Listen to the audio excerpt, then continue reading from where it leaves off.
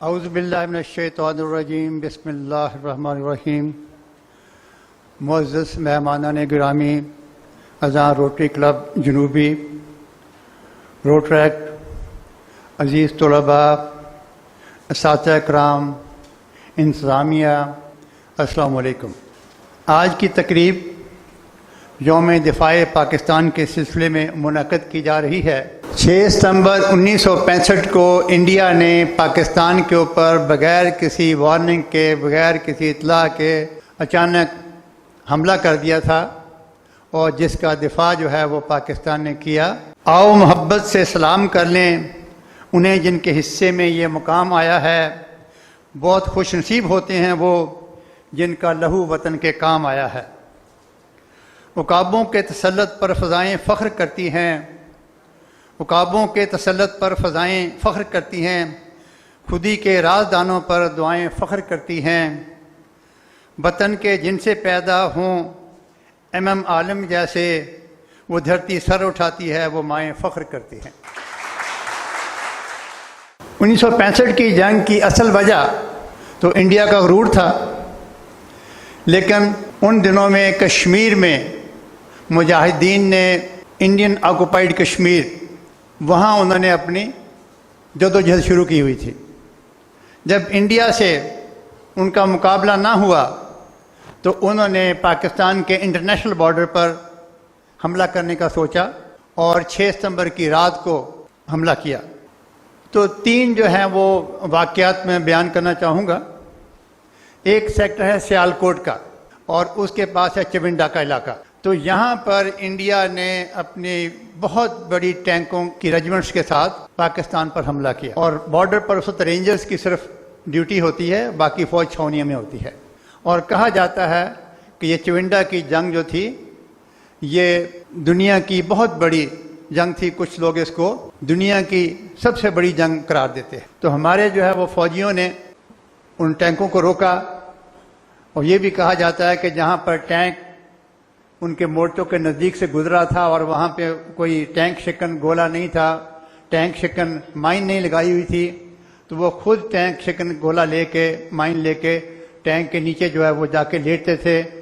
وہ گولہ پھٹتا ہے جس سے ٹینک وہ ناکارہ ہو جاتا ہے، اور اس کو آپ نشانہ پھر بنا سکتے ہیں۔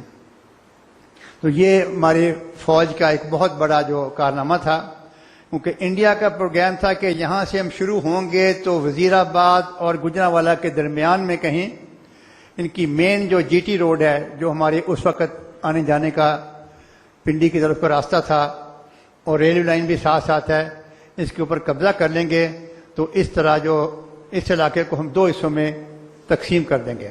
لیکن اللہ کی مہربانی سے ہمیں کامیابی ہوئی اور ہندوستان اس میں ناکام رہا۔ دوسرا انہوں نے حملہ کیا لاہور کے بارڈر پر، واگا بارڈر سے شروع ہوئے، اور ان کی کچھ ایلیمنٹس BRB کراس کر کے لاہور کی طرف آ گئے۔ لیکن چونکہ چھاونی نزدیک ہے، جب ہماری فوجیں موو کی تو وہ ان کو ہم نے BRB کے پار ان کو روکا، اور یہیں پر ہی میجر عزیز بھٹی جو ہے وہ شہید ہوئے۔ ان کا جو مورچہ تھا وہ BRB کینال کے پرلی طرف تھا، اور ان کو تمام مشورے دیے گئے کہ اب آپ نہر کے پیچھے آ جائیں، لیکن وہ اپنے مورچے میں ہی رہے، اور ان کے اوپر ایک ٹینک کا گولہ جو ہے وہ دشمن نے فائر کیا، جس سے وہ شہید ہو گئے، اور ان کو نشان حیدر سے نوازا گیا۔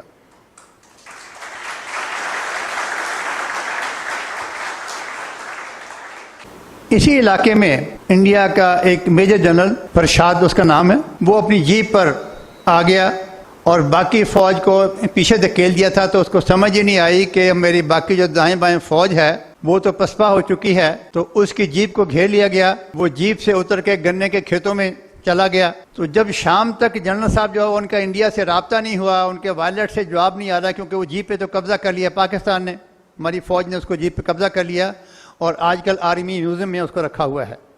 تو ان کا جو کور کمانڈر تھا لیفٹیننٹ جنرل، وہ ان کو تلاش میں کہ اس کو تلاش کرو، میرا گیا کہ نہ وہ شاید کے مرنے کی خبر آ رہی ہے، نہ اس کے قیدی بنانے کی خبر آ رہی ہے، یہ مل نہیں رہا۔ پر اگلے دن یہ جنرل صاحب جو ہیں وہ کور کمانڈر کے علاقے میں پہنچے، اس کی ٹوپی غائب تھی، اس کے جو رینک کندھے پہ لگے ہوتے ہیں وہ اتارے ہوئے تھے۔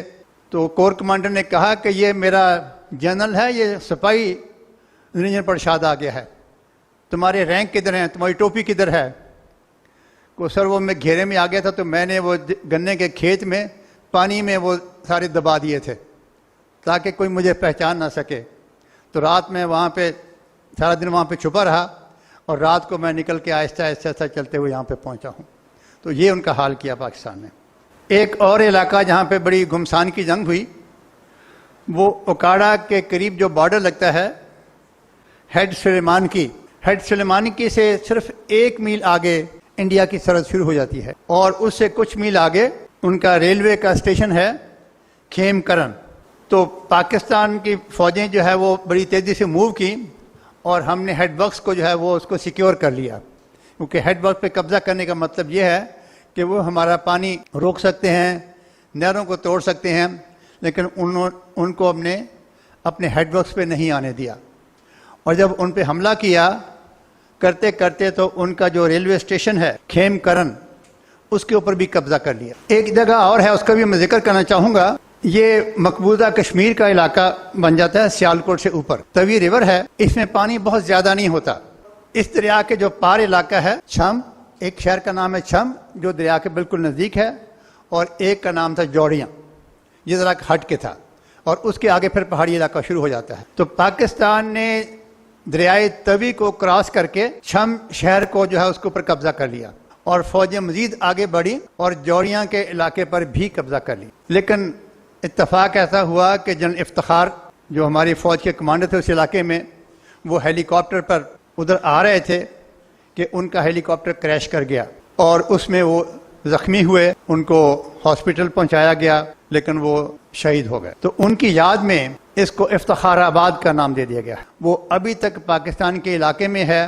تو 1965 سے لے کے اب تک بہت دفعہ انڈیا نے کوشش کی ہے کہ ہم علاقہ جو ہے اپنا واپس ان سے لے لیں، لیکن ان کو ناکامی ہوئی ہے.